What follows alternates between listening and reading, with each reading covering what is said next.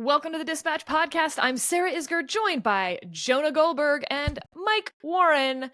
Let's just see where this pod takes us, because Mike, we're going to start with eating the vegetables, at least for me, because this is the topic that I most don't want to talk about, which normally they say definitely don't do that on a podcast, but we break the rules here. I don't understand or don't care what's happening in the House Republican caucus right now, or maybe in Congress at all. Like, until Congress starts doing things, I guess I'm just unclear on why I should care about why they're not doing things, because there does seem to be a revolving set of reasons for that. But I'm just a glutton for punishment. Maybe our listeners are mildly interested. Mike, and it'll be our recurring segment. Why isn't Congress doing something this week? Sarah, something tells me you were the one walking around high school going, I hate all this drama. I hate all the drama. And then you were secretly like, so what is going on? What is the drama? So what's the drama? But it is kind of high school drama, but with some import, because, I mean, look, I take your point about Congress not doing anything, but they're getting really close to doing something. And heard that before. They're even getting exceedingly close to doing something, but they might not do something, and they might not doing something might be because of the high school drama. So that's why you have to care about it. So let me get into specifics. You've got Ukraine aid, foreign aid from the U.S. to Ukraine, foreign aid from the U.S. to Israel, foreign aid from the U.S. to Taiwan. All of this money has been on pause while the House tries to figure out who's in charge. The Senate has passed a bill. We've talked about it here. We've covered it in the Dispatch weeks ago to fund all of this aid, and it has just been waiting for the House to vote on it. House Speaker Mike Johnson essentially has no power within his conference to bring that Senate bill to a vote, at least not yet. More on that maybe a little bit later.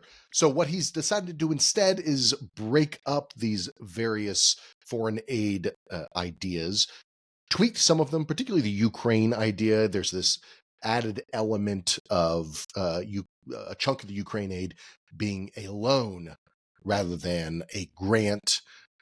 Whether that loan actually ends up needing to be repaid if it passes, I mean, that's a whole other thing. But bottom line, he's tried to break this up in a way where he can cobble together slightly different coalitions of most Republicans and a handful of Democrats to pass these various foreign aid bills. He won't say the Democrat support out loud, but that's essentially what it is. And against all of this is the high school drama aspect of it, which is Marjorie Taylor Greene, the Georgia Republican Congresswoman, flamethrower, rabble-rouser, who has this motion to vacate the chair, which is just a fancy procedural way of saying a motion to kick out the Speaker of the House, has this essentially written and submitted, but not yet brought to the floor. And she has threatened Mike Johnson with this. And it's not really clear what it is that would trigger this for her. Is it going to be a vote to support Ukraine aid? Is it going to be a vote on all of these bills that doesn't sufficiently address immigration enforcement? Whatever it is, she's got it, and she's waving it over his head. And it only needs one person to start moving things forward, thanks to Kevin McCarthy and a rules change. Now she's got a second Republican on board, Thomas Massie from Kentucky. And the question is, can the House of Representatives pass these bills? Will they have a procedural vote to remove the Speaker of the House, either interrupt the passage of those bills, which are supposed to happen this weekend, or follow on from them? And can Johnson survive that, thanks to Democrats in the House essentially rewarding Johnson's pursuit of all of these aid bills in good faith by essentially saying they will not vote against him if it comes to a vote on removing him. So I don't know if that was very clear. There's a lot of moving parts, but TLDR is that Mike Johnson is being threatened with being removed from office. He's pursuing these bills that might do that anyway, and it's kind of interesting. Isn't that interesting, Sarah? No. Jonah, here's my question to you. But you know what? I am here as a service provider to our audience, and maybe some of them found it interesting. Because, Thanks. Jonah, here's my question to you. House Republicans now hold on to the majority by 1, maybe 2, because Gallagher's still there and has said he's going to put off leaving. He was set to retire this week and is now saying he'll wait until this aid package goes through potentially, but whatever. It's a really tight margin. Mm-hmm. So is this a case of Republicans in disarray, like this is just a GOP problem, or is this what happens when you've got a 1 or 2 seat majority and everyone can hold everyone hostage all the time? Yeah. So, first of all, when you said tight like that, it reminded me of the character in Breaking Bad who takes crystal meth and goes tight. Anyway, that's neither here Just nor like there. me. Yeah. I remember this is about 30 years ago, a friend of mine who regularly read GQ, the advice column, told me, because I didn't read GQ. I know that shocks you given my sartorial sophistication. But you're such a gentleman too. And that's right. And I'm so quarterly. But he the advice column, someone wrote in and asked, how do you eat onion soup on a first date? And the response was, you don't.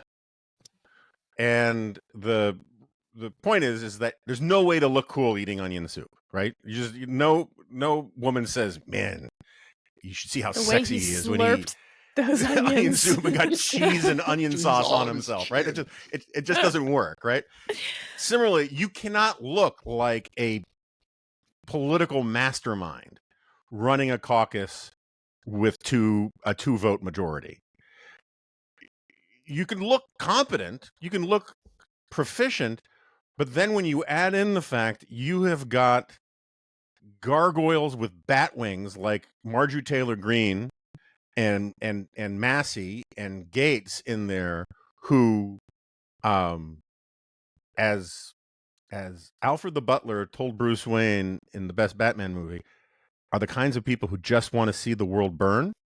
And it truly becomes impossible, right? You have a nihilist caucus that has convinced itself that it's a super sophisticated position to say that 98%, 96% of the Republican caucus shouldn't get what it wants if you need an additional 5 Democratic votes to do it. That is an insane conception of how Congress is supposed to work. For most of my life, if you got 96% of the Republican caucus and 5% of the Democratic caucus to vote for something, that was considered a massive Republican win. Now, in the hothouse logic of people like Marjorie Taylor Greene, that is surrendering to the Democrats and doing the Democrats' agenda. That is her argument. Yeah. And by the way, that wasn't a now wait, let me disagree with you. It was a now wait, is that really what she thinks? I would maybe divide up the Republicans into, I don't know, any number of groups, but the Marjorie Taylor Greenes, the Matt Gaetzes, et cetera, their incentives aren't aligned to get any legislation done in Congress, right? Their incentives are to, they're better off when legislation doesn't happen because they have the problems festering. And if they're the ones who stopped it, all the better, because they get attention. And even if it's negative attention, it's sort of like, the youngest child problem. They are the youngest children. There's a reason that so many of these bad actors are backbenchers. They're youngest children. They weren't getting any attention and they found a way to get attention. So I question whether that's her motivation. But then you Oh, have this I other agree group. with that. I want to be just really clear. I agree with that entirely. I think there are a lot of weird, dysfunctional, bad faith motivations behind below the surface. That is her Like her public name argument. ID is okay. Her That name is her. ID is so high. She's raising money, and it's not Yeah, because it's because she's I able to get get it. this attention. But there are these other Republicans who should be more than happy to vote with 5 Democratic votes, and Right. they're not willing to do it, and they're not household names, so their incentives are, I think, different. And exactly what you said, Jonah. I think they truly believe that if you don't have the whole Republican caucus, and it does now have to be the whole Republican caucus Right. together, that therefore you can't do anything, and it's okay if nothing gets done as a result of that logic. Yeah, the cynical motivations and drama behind the scenes, I agree with you entirely. There are a lot of different incentive structures. We have a collective action problem in Congress and the GOP in general. I'm just talking about the public argument that Marjorie Taylor Greene makes is we can't work with Democrats. We can't use Democratic votes. And the thing that makes it so infuriating to me is that the whole motion to vacate the chair thing, which is what they did to Kevin McCarthy, depends entirely on Democratic votes. Right? It's like Right.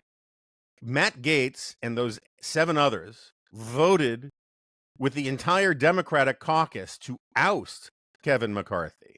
The threat against Mike Johnson is to vote with Democrats to oust Mike Johnson because Democrats don't vote for a Republican speaker and Republicans don't vote for a Democratic speaker. But this whole idea of you can't use the other team's votes, they have no leverage whatsoever, but for the fact that they're counting on Democrats to vote a certain way. And I think it's incredibly stupid. I mean, the whole thing is just so incredibly stupid. If you had a secret ballot, Ukraine aid would pass, Israel aid would pass.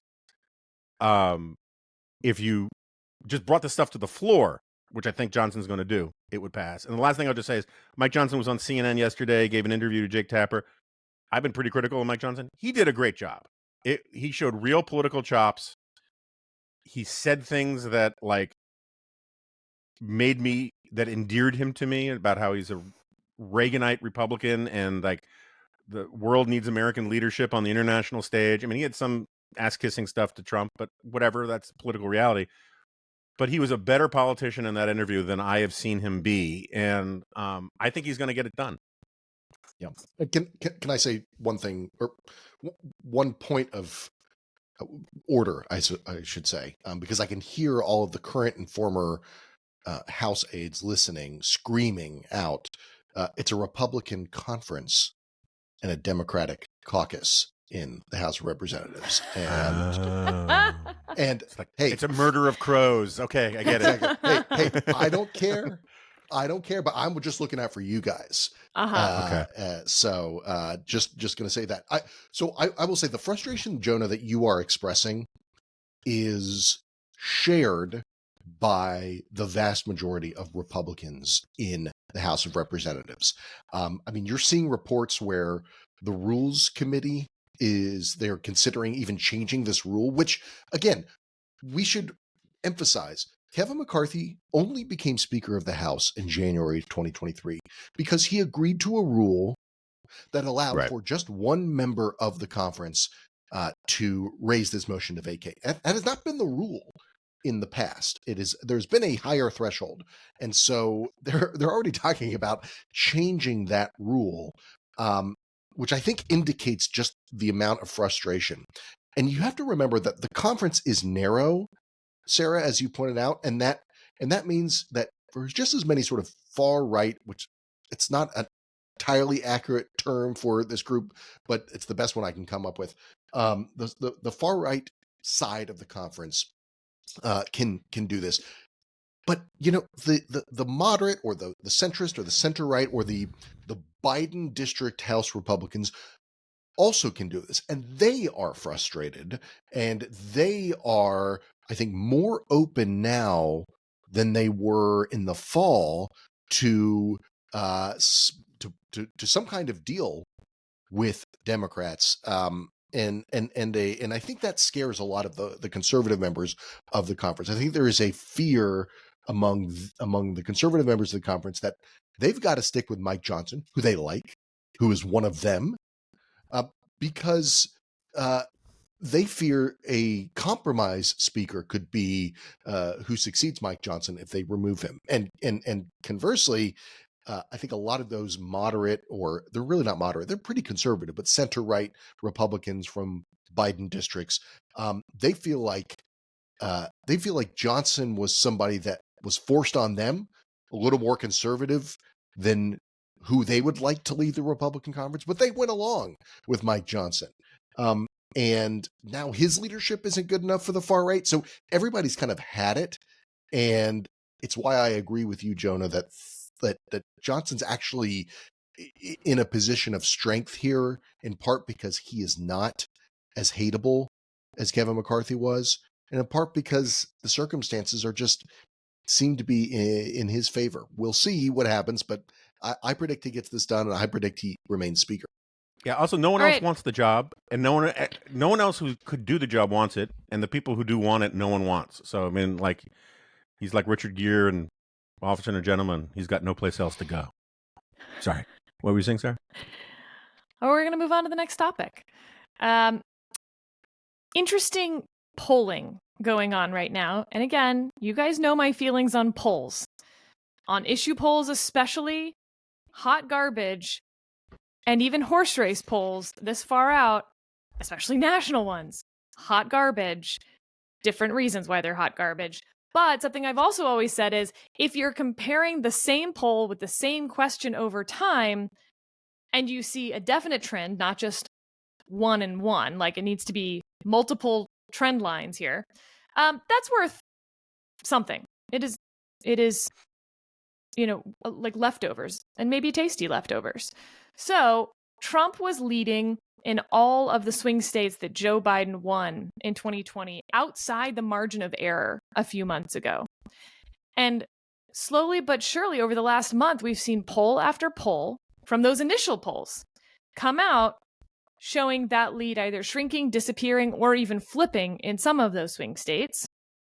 The national polling is reflecting the same thing. It seems like the race is changing or tightening. And here's my question, and I'll start with you, Jonah. Come up with a reason for this happening that isn't, this is what happens in an election year. People come home once there's two nominees. Yes, normally it happens later in the game, but everyone knows everything about these two guys, so maybe we shouldn't be shocked that people are quote unquote coming home to their partisan places sooner, especially as the third party argument kind of fell apart. I think people are looking for reasons like, oh, it's Trump trials, or it's Trump doing this or that. And I'm just not convinced that any of those things are mattering. Disagree with me.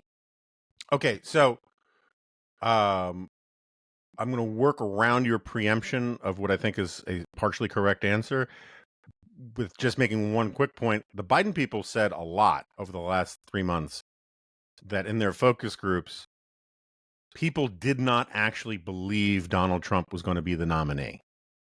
And I believe them that they had that finding, whether I'm sure there's a lot of play in a lot of that, but I believe that they saw that finding. And if that finding is true, the fact that no one else is running against Donald Trump anymore in the Republican primary, and he's been declared the de facto nominee, suggests that some of those people are like, oh my gosh, he actually is going to be the nominee, and are coming home. I'm sorry, I had to put it out there. I'd say there are a couple of things.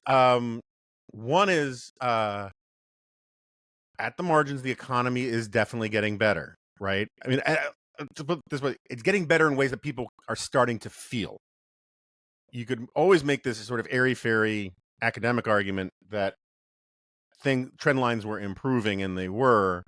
The least persuasive of those was always the rate of increase in inflation is slowing down. That never really, I think, it was like, bread was $10 last week, and now it's only $10.50. See, inflation is slowing down. That doesn't work on people. But employment is going very well. Stock market's been doing great, and as Democrats start coming home and paying attention to the the economy, I think that kind of helps. But I have a theory here, which I'd be curious what you guys think. I basically think, we talk about in a normal election, the incumbent, it's a referendum on the incumbent, and but we never had a two de facto incumbent race, and blah blah blah blah blah. I think this election is less of a referendum on the actual incumbent president, and almost entirely about Donald Trump, because the base of the Democratic Party is not going to vote for Joe Biden. The base of the Democratic Party is going to vote against Donald Trump. The strategy to win over the persuadables among the independents and people in the middle, or whatever we're going to call them, is a race to convince the other team convince enough people that the other candidate sucks worse. And that means this is the argument that Bill Barr was making on Fox News, which I found fascinating, because he starts from a metaphor that I don't necessarily reject. A vote for one candidate is Russian roulette, and a vote for another candidate is national suicide. Right. It's as Nick Cotogio put it in his excellent Boiling Frogs newsletter yesterday, it's a flawed metaphor, but it is vivid. So look, I think, I think a lot of people feel that way about this election. When I talk to people about who they're voting for, they will use versions of that metaphor or explanations that come very close to that. But it doesn't predict who they're voting for at all when they use that metaphor. No, I agree with it. But, yeah. But I think for anybody for whom Biden arouses a great deal of passion, they're voting for Trump. But the people for whom Trump arouses a great deal of passion, I think they break for Biden. And so I just think it's going to be, it's a little bit like 2016, right? It's like whenever Hillary was the center of attention, Trump's poll numbers got better. Exactly. Whenever Trump was the center of attention, Hillary's poll numbers got better. I think Trump's going to be the center of attention for most of the summer. And that is probably good for Joe Biden. And that's why people are coming home. Mike, what'd you write the collision on this week with me? What did I write about? Yeah. I wrote about the Trump media strategy when it comes to this current, just started this week, New York criminal trial. And it's an interesting thing because I was struck by, just listening to Jonah now, the idea that Trump needs Biden to be the center of attention to help Trump's own political prospects, kind of goes against everything that Donald Trump is. Everything that Donald Trump is and is about, and in particular goes against his team's PR strategy for this trial. And I think all of these different theories about what the right political strategy and PR strategies to do, like they're all coming into conflict with each other. You might even say they're colliding, Sarah, with each other. I know. Branding opportunity. And it is going to be a test. The Trump team believes that that they need all the attention on Trump and the trials, because if they can get the cameras on Trump, if they can get their people talking about this on TV, they can make the argument over and over again that this is political, that what you're seeing, within the trappings of the judicial system is in fact a sophisticated political operation to damage Donald Trump.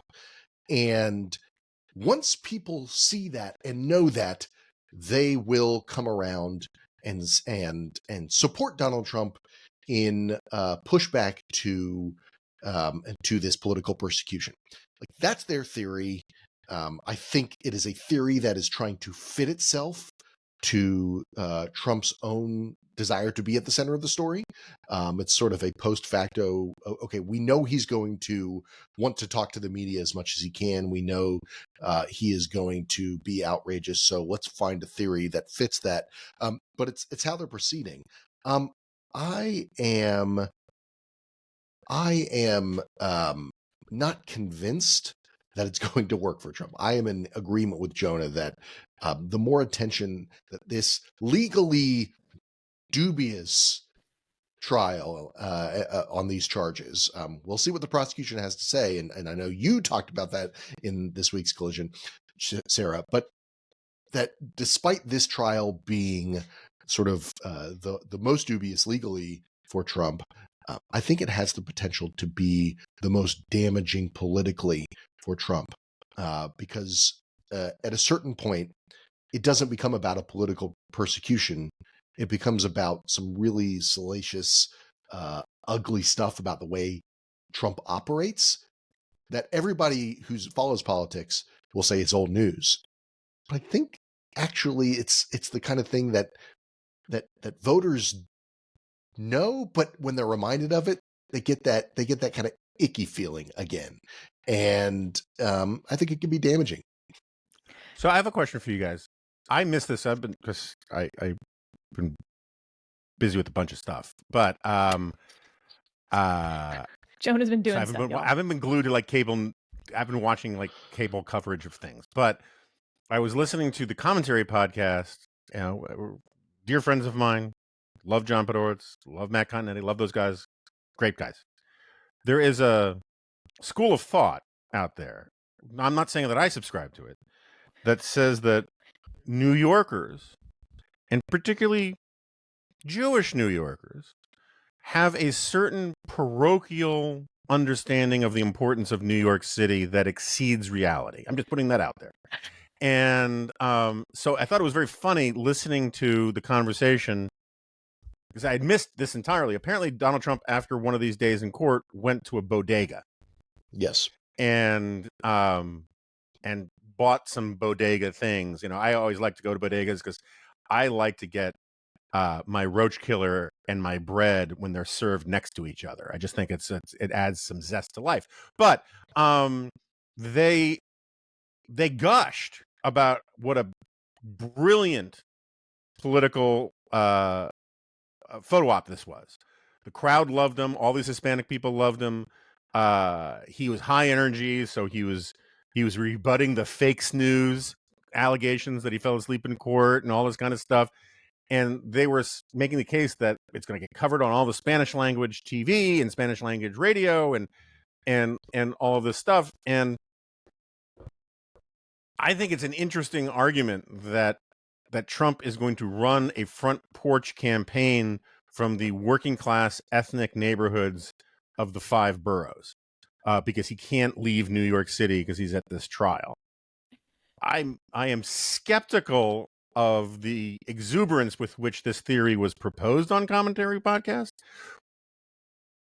but there might be some truth to it, right? I mean, it's like Trump conveys a certain amount of energy and joy when he does, joie de vivre when he does his campaign style at Chick-fil-A's and bodegas and that kind of stuff. And Biden really does have a problem conveying energy, all that kind of stuff. And so it's interesting to me. This theory is interesting to me, and I'm wondering what you guys think about it. Can he use New York City as this weird projection device to campaign for various constituencies around the country? We should note that bodega was the site of a murder, or that's was right. near the site of a murder. I left that out, right? No, I think it's important because I know it's important. You're right. I just didn't mention. Right. But because this was part of his message, which is that Alvin Bragg, the Democratic DA of Manhattan, is going after me when there's violent crime within his jurisdiction, and I think that is powerful. But he also went to the funeral of a slain cop a couple weeks ago or a month ago when he was in New York for a different trial. I mean, it's a smart way to leverage your situation. My question to you guys, do you think it's going to be effective? I I don't know. I am skeptical. Sarah, why don't you? What you're the political pro here. Um, what do you think of the messaging opportunity this is? So it fits into something that has happened since 2016 that I'm still trying to understand the full parameters of, which is we have stopped doing retail politics, qua retail politics, meaning it used to be the case that whatever the swing states were, you would basically plant yourself in those states and do lots of town halls and as many sort of shaking hands and kissing babies in those swing states as possible. That has no longer been true. It's not to say that candidates don't do events there, but you look at 2016 and they were very asymmetrical campaigns. Hillary Clinton was doing a very traditional swing state campaign. It's actually, funny side story, I was fully convinced that Hillary was going to win the 2016 campaign. By the way, You somehow, and Trump both. Yeah. Somehow, by the way, pundits, like 50% of all pundits will now say, maybe 75% of all pundits, that like, no, they knew Trump was going to win. And it's like, that's weird because where were you in the run up to the election? So I will fully acknowledge that in the run up to the election, I thought Hillary Clinton would win. And I was teaching a course at the time at Harvard's Institute of Politics. And I remember the Friday before the election, Hillary Clinton announced she was going to Michigan for an event. And I walked into someone else's class because I wasn't teaching that day, who was also talking about the election. And I said, there's something very strange going on, because if I'm running this race and she's running a very traditional race, I would never have my candidate in Michigan, a state that should be in the bag, so close to the election. Because at this point, you're not, 5 days out from an election, the most valuable thing you have is your candidate's time. And so it tells you what their internal polls say and everything else. And so when she went to Michigan, that was the red flag, because you wouldn't go to Michigan if you were up by 2 even. You would only go to Michigan if your polling showed you down in Michigan, because otherwise you just would be like, that's a weird outlier poll. But somehow they knew that they were about to lose Michigan, so they sent her there, meaning it was a very traditional race. They were running a swing state retail campaign. Donald Trump wasn't. Donald Trump wins.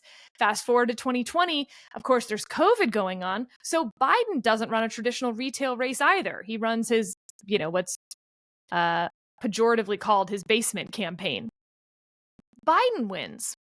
So you head into 2024, and one can imagine that both candidates who have now won, not doing the swing state retail campaigning, which is a huge pain to do and no candidate likes doing it, are both like, yeah, we're going to run this on TV, man. We're going to run this through sound bites and through virality and all that stuff. And I mentioned all that, Jonah, because if you buy into this theory that the swing state retail campaign strategy is dead, long live the swing state retail campaign strategy, then what Donald Trump's doing is going to work very, very well, because it doesn't matter that it's in New York and not Georgia or Arizona or Wisconsin. What matters is that the people in those states, at least some of them, see it. What I question is that any of them are seeing it, and that, in fact, the reason that you don't need to do your swing state retail stuff is because these elections have become so vibe-based that no single or even a dozen things matter. It's this overall vibe from people's communities, from their media consumption that may have nothing to do with their political consumption. It may have to do with what sitcoms they watch, how they view themselves, what tribe and what group they think they belong to, in which case none of it matters. So it's also still smart strategy because he's not wasting his time. And again, time is this really valuable resource for candidates heading into a general national election. So, Mike, I don't know. It's not a fully formed theory, but it's where I am. So I think that's great. That's sort of a great distillation of the argument for why this is good politics. For him, I'm just not. I guess I view things differently. If the question is, the question for me is, who is the marginal voter? what are they paying attention to? Who matters, and how will they be swung one way or another? I don't view the people, first of all, I don't view the people who are showing up outside of a bodega in Harlem to see Donald Trump. I don't think these are your run-of-the-mill Harlem residents showing up. They're there to see Donald Trump. So I don't think they are the marginal voter. I don't know anything about this crowd, but I would be very interested to know how many of them are registered to vote and how many of them will vote. And let's also but to Sarah's point, if Telemundo is running interviews with these Spanish-speaking people in Florida and Arizona and Nevada, does it matter whether the people being interviewed are registered to vote? Well, I want to get to that, but because also I think I saw a lot of, let's just say, Caucasian faces in that crowd as well, and in the videos that I covered, I think there is a bit of a I don't see race, but spectacle. go on. I know. Well, that's my failure. There's a bit of a spectacle here going on, but I take your point, but I don't know, and I guess it's a question. I don't know if that is the demographic that matters in terms of in terms of who needs to be swung in what direction. I think what still matters more are middle to upper middle class voters who Republican in suburban areas in Atlanta, in Detroit, in Milwaukee. Like, who are those voters? What media are they consuming? I take your point about, say, Telemundo and those interviews, but I saw a lot of coverage of that bodega visit on Fox News. Jesse Waters sort of ate it up and had it all over his show, and then Trump tweeted out clips from Jesse Waters' show on Fox News. This, to me, I am less convinced that there is sort of a great Hispanic or Latino move toward Trump. I think it's happening on the margins, and that's important. But I think this is more of this sort of gets the Fox News viewer gets them excited, and that's not the voter who Trump needs at this point anymore. Right. Yeah, I think the concern should be about those suburban voters. What are they paying attention to? What media are they consuming? I don't think it's either any of those that are showing this visit. I think they're watching or paying attention to the more mainstream coverage of this trial. That's what's going to matter more. All right, so Jonah, I want to pivot from here into the G file that you wrote last week on the Messianic Temptation, because it interested me because it's not a single party problem. I think we focus on like all of these Republicans who are so into Donald Trump, and more Republicans are into Donald Trump than Democrats are excited about Joe Biden, and it's not even close. And you were sort of describing the Messianic Temptation from Democrats around Obama in 2008, obviously Republicans around Donald Trump now. To me, this isn't a coincidence at all that politics has, for a lot of people, turned into their religion. And I don't mean it in a worshipy sense. I mean it in their social community sense, that's their self-identity, the way you used to identify as a Presbyterian. And now, right. I don't really know what a Presbyterian is. And please, all the hate mail I'm about to get from Presbyterians, just know it's going into a separate folder. They're very nice people. But now you identify with a different tribal alliance. Right. And I don't think that's wholly unusual in American history or American politics, but it does feel like it's picking up pace. And it can't be coincidental that it's happening as religious identification is falling off. Question mark. Okay. I was wondering, it's just like you fell off a cliff. Yeah. No, that was the question. So that was the whole thing. Yeah, so I dove pretty deep into this literature a few years ago when I was writing my last book, and it is unprecedented that partisan ID now is more predictive and descriptive of one's identity than race, religion, sex, or any of those things. And that is a very weird thing in American history. To the extent there's precedent for it, I think the only place you could think about it is in the lead up to the Civil War, where basically if you were a Republican, you were against slavery, and if you were a Democrat, you weren't, right? But like the issue That's then funny. was That's slavery. exactly what I was thinking of. Yes. Yeah. It was a political issue, but it wasn't a candidate. Right. So slavery was the definitional thing, and the parties were die markers for it in a sense. This is different because the issues that define what it means to be Republican and Democrat are constantly friggin' changing. And to the extent there's any constancy in the last 6 years, it's a loyalty test about Donald Trump. But there's the sense in which it doesn't just map like religion, but actually acts like a religion, is that, and this is a very old human tendency, is to want to have a salvific character, some sort of savior, messianic figure who transcends the conventional and is some sort of redeemer, deliverer, of a new politics, a new order, that kind of thing. People, like, if you go back and you read some of the things that like Ezra Klein wrote about Barack Obama, and I don't want to pick on Ezra, a lot of people wrote about Obama. They talked about him about I think it was Deepak Chopra saying he was delivering America to a quantum leap of consciousness. Now, I just want to be really clear about this. He did not do that. I have a whole different album side on that, by the way. I think it's a huge problem for the Democratic Party that so many hopes and dreams literally were put into the 2008 Obama campaign. Their 2012 campaign strategy was far more cynical. They just needed to get over the line, right? And it really disappointed, and I wish I could find a bigger word for this. It disillusioned a lot of young Democrats at the time who are now mid-tier age-wise Democrats who are, I think, going to have trouble getting that enthusiasm up for any other candidate because they invested so much into Obama and then were so disillusioned by Obama. It might be part of the reason you don't see a lot of enthusiasm around Joe Biden from that age cohort.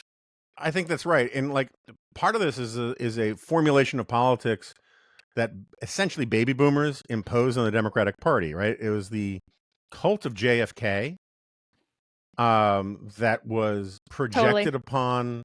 I mean, I once, for my first book, I looked into this, and like the number of prominent Democrats of John Kerry, Bill Clinton's generation who said they got into politics because of JFK is just staggering. And it's Reagan to Republicans that has also died off. That's right. But like, just fun fact, John Kerry in law school started signing everything JFK because his middle initial is F2, and he was just so enamored with Kennedy. Anyway, the point is that this idea that all it takes is someone really charismatic and really persuasive to come in on a white horse and change everything is a problem in human beings. It is, anyone who's ever read Hegel describing Napoleon, this is not a new phenomenon for human beings. It is what Vladimir Putin plays on. It's what charismatic leaders have played on forever.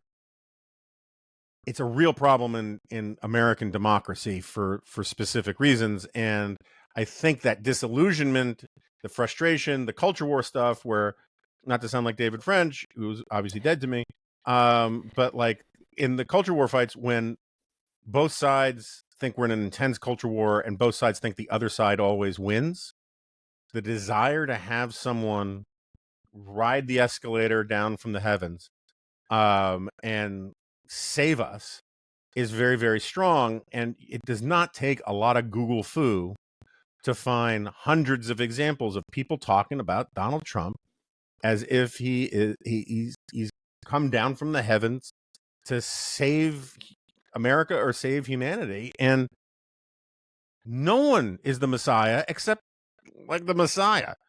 And putting those kinds of expectations makes it impossible to do the sort of small ball work that is required for politics. And it's a huge friggin' problem. And I personally, the idea that you could look at that giant unmade bed of a man of Donald Trump and think, yes, this is God's chosen instrument, to me is weird. Just factually, just psychologically weird, but a lot of people do.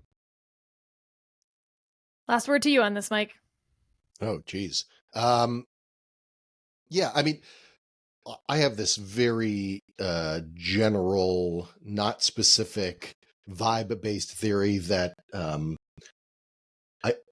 I say this, I don't mean to discount any particular issue that people might be very passionate about and care about. And they're not to say that there aren't problems. There are people who have reasons to want to change how things are. But my general theory is that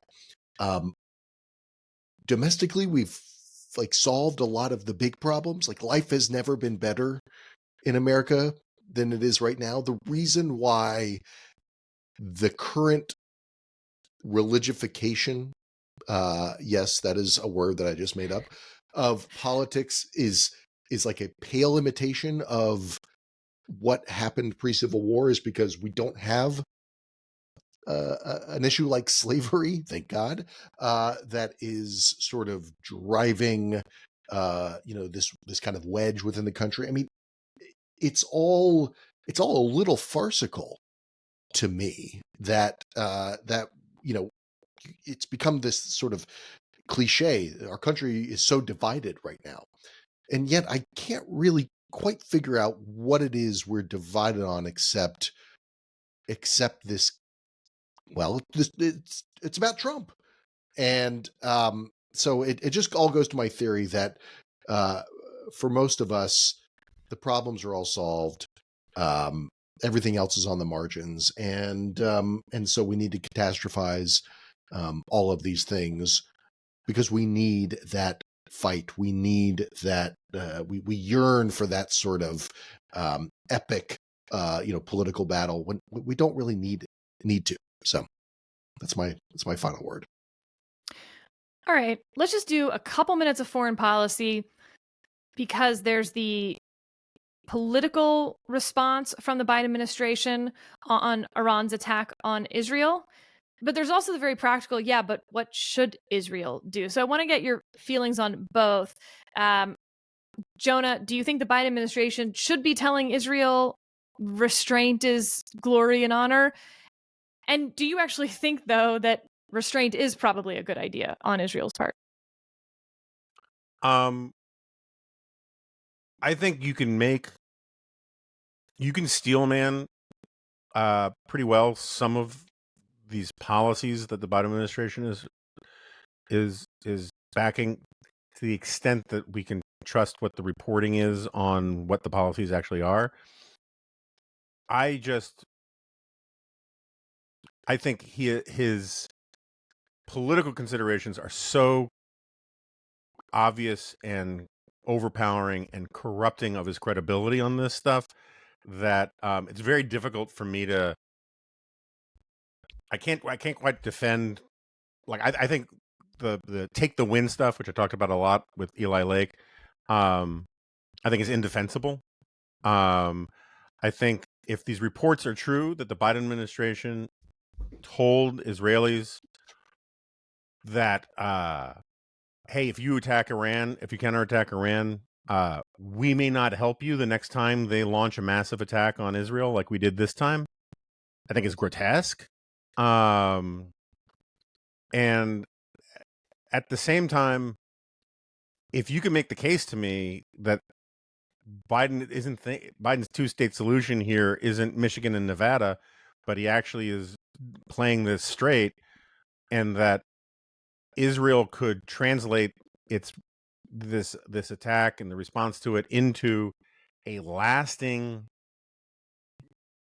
coalition against Iran, that in a broader regional security arrangement, in exchange for not counterpunching Iran right now, Well, that's a deal that they should take. I mean, I think that's where the Israeli public is, right? I mean, if you basically have sort of like a mini NATO that includes Jordan and Saudi Arabia and Britain to defend Israel, that it will last and the commitments are real against Israel, I mean, against Iran. Well, that's a form of deterrence too. And so if that's really on offer, okay. But if it's not on offer, Israel cannot sit back and say, hey, I know we're really good at shooting your crap out of the air, so you get to do it again and again and again, and we won't mind. Right? That's one of the reasons they got into trouble with Hamas. You're the law person here. If I shoot you in your bulletproof vest, I can still be prosecuted for something, right? Right? I still did something wrong. Hey, no harm, no foul. And that's sort of the argument that you get from the Biden administration, that Iran can launch an attack from its own territory for the first time ever. And because Israel was good at preventing it from succeeding, what was intended to be a mass casualty, serious attack, Iran's intent and deeds don't really count for anything. And I just think that's a precedent in the incredibly stupid but important logic of deterrence that Israel can't let that stand. Mike, agree, disagree? Look, I agree with Jonah on this. I think politically, Biden and the administration are still so captured by an Obama administration worldview on Iran, on the sort of hatred of Bibi Netanyahu, who is not perfect. But I should stipulate who's not perfect, but he is the leader of an allied country. The hatred that stems from the Obama administration foreign policy establishment, I think, is just clouding. It's hard to say if it's clouding Biden's judgment. It's just a part of who he is and who they are. And I think it is unfortunate. I think also all of the political considerations that Biden is clearly making with regard to his domestic political problem when it comes to Israel, it's the telegraphing of that is so obvious and blatant. This is an ally. Like, keep it behind closed doors. And I don't understand what I understand why they think that this is good for them, but it's the trade-off, the trade-off of, like, set aside the domestic political issue. It's just no way to treat an ally. If they've got a problem with a specific plan or policy, do it behind closed doors. Keep it in the family, so to speak. Otherwise, though, I agree with Jonah. I find the domestic political side of this fascinating because there's a world in which Biden does the sister soldier thing, right? And says, no way, no how. October 7th was a terrorist attack. I just don't care. You're just wrong. In which he is going to alienate that piece of the Democratic base. No question. But similar to how Trump has told Republicans, to change their policies on any number of things, and they've actually seemed to appreciate the lack of pandering and just come on board with him, even change their policy preferences on some things.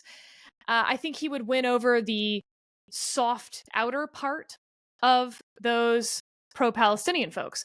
What they've done instead, though, is give lip service to, like, you're right publicly, but then not done anything.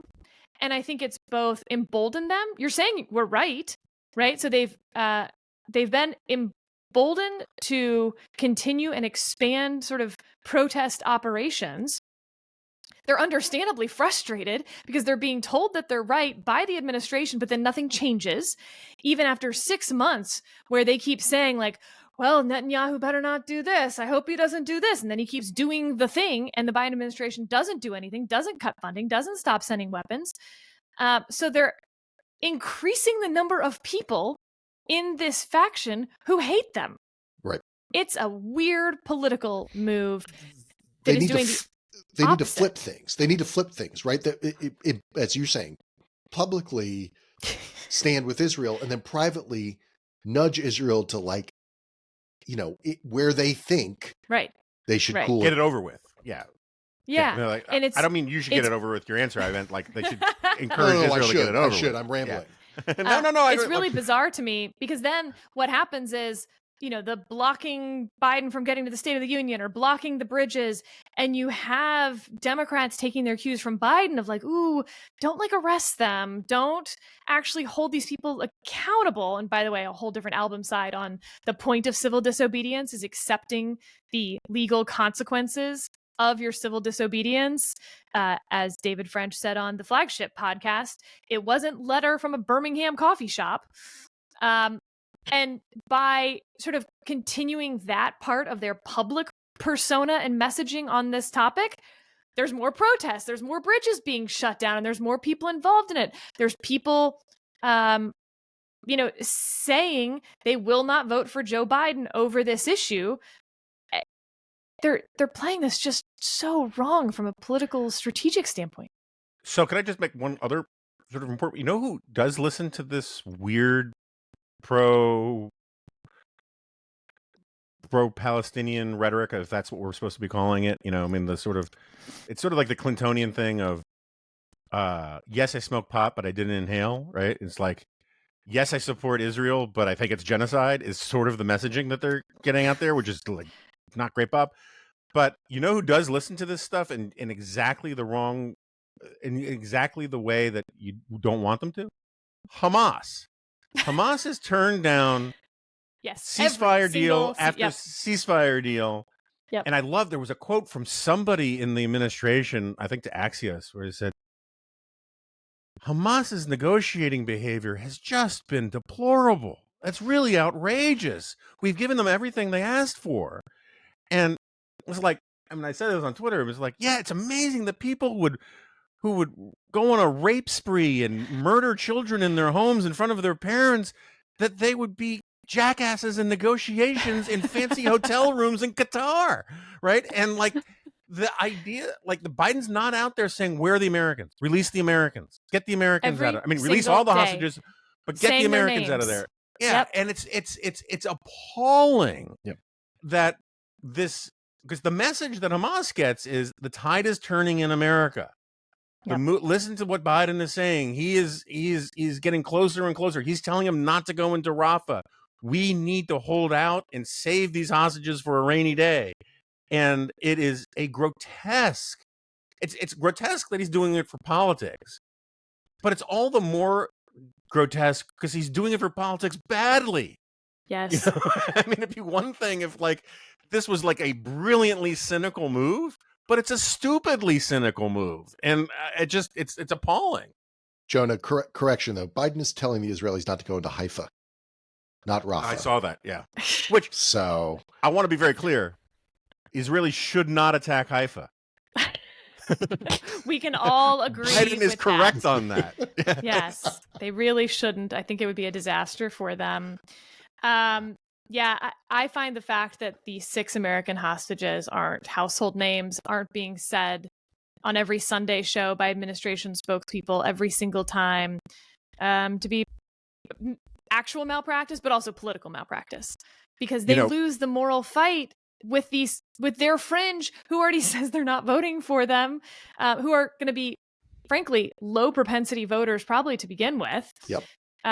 They're sitting outside Blinken's home, blocking the road from my house, with really horrific signage. They're throwing red paint only when the kids are in the car. They wait until his small children are in the car. These are not good people. Why are you on the side of these people? Why are you not making the moral case against these people? And instead, you keep telling these people that they're right. What do you think is going to happen? It's gentle foreign policy. It's like and it gentle never parenting, worked before. Yep. And it's gentle foreign gentle policy. Parenting doesn't work. Gentle foreign policy doesn't work. Mike and I are, we're horrible parents. That's the opposite of gentle parents. I don't want to turn this into a media criticism thing, but I get frustrated with the Kristen Welker approach to Sunday shows, which is just try to get someone to use a word that will make it, like so-and-so now calls it genocide, right? Like there's a lot of, will you say now this? Will you say that Trump is bad? Will you say, right? Right. And it's I get it, and it's a form of journalism. I think it's too inside baseball, but whatever, people can disagree. What would be a brilliant thing for someone to do if they were content with the possibility of destroying their political career? Is the next time I'm there's listening.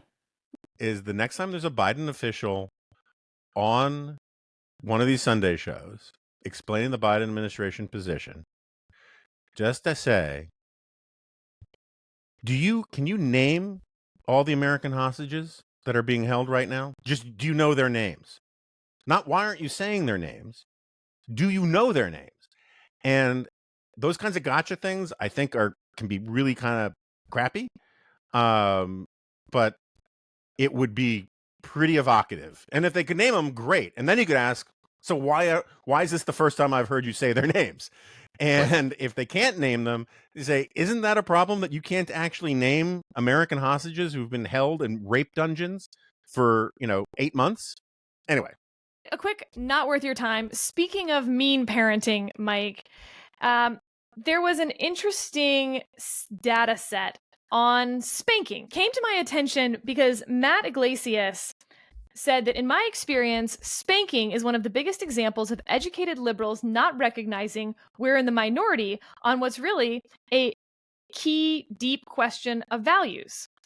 And there was this 2021 data set that showed basically across the board, by race, by education, by political affiliation, by gender, the majority of Americans either agree or strongly agree with the following statement. It is sometimes necessary to discipline a child with a good, hard spanking. Now, as you might imagine, there were differences along those lines. Black parents were more likely to agree with that statement. High school and less than high school educated Americans more likely to agree. Republicans more likely to agree. And men more likely to agree, but not by much, which I found very interesting. So, Mike, is spanking worth our time? Is this a cultural touchstone issue where the elites are out of touch? Is spanking, it doesn't look like it's going out of fashion, and yet you certainly don't see it represented in media anymore. You don't see kids getting spanked on TV, etc. So I'm just curious, what are your thoughts on spanking? The third children. rail of... I was just going to say the same thing, Jonah. See, here's the difference between me and you. I heard the unspoken of children. Oh, okay. And you guys didn't. Look, it's like I said, it's a third rail of like parenting politics. I tend to think it's a personal preference. It comes from a lot of what happened in your household. And sometimes it means, in your household as you were a child growing up. I think I don't want to draw any conclusions about any kind of disconnect between sort of elites and the regular folks on it, but I'm sure it's true. I believe the data on that, and I was spanking was a part of my childhood. It's not a part of my kids, and so we are a statistic. I'm the first in my family to graduate from college, and so you can just see it right there in the data. So that's all I have to say about that. Jonah, is this an interesting elite divide or not worth our time? I think it's an interesting elite divide. I'd have to study the numbers more closely to draw some more granular conclusions from it. I think there are some rules about spanking that I think are worth keeping in mind. Is that, like, first of all, like, if the parent is enjoying doing it, they shouldn't be doing it, right? This isn't, it's one of those cases where it should always be done, not, first of all, not in a hot flash of anger, but in a sort of, what lesson am I teaching if I do this kind of thing? I never spanked my daughter that I can recall. My parents raised a hand once or twice, but it was mostly as an emphasis, right, as an exclamation point on how angry they were, than it was on like trying to inflict physical pain of any kind, that kind of thing. And but I think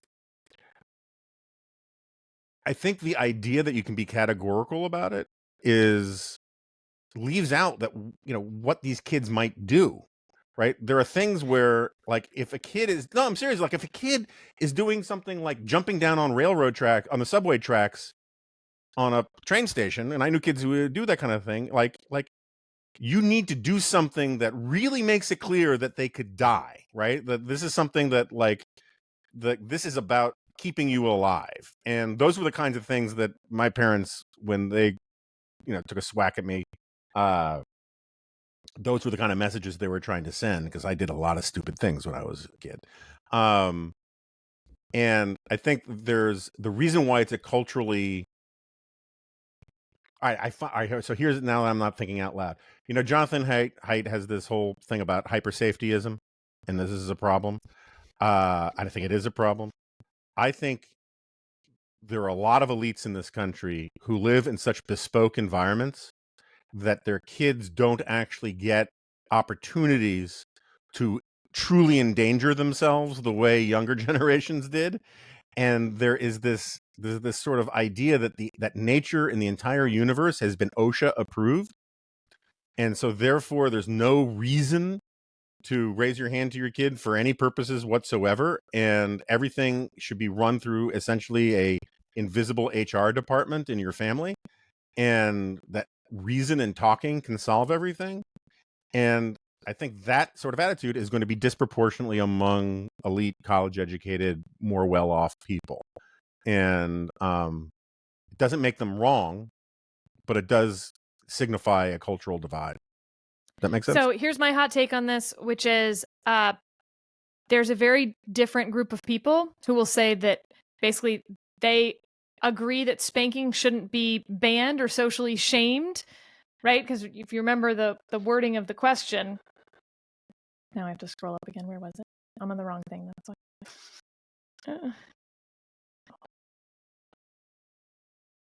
If you remember the wording of the question, it is sometimes necessary to discipline a child with a good hard spanking. Not asking whether they've ever spanked their children. And so I wonder if, in fact, the question itself is which tribe do you align with the sort of, annoying, gentle parents?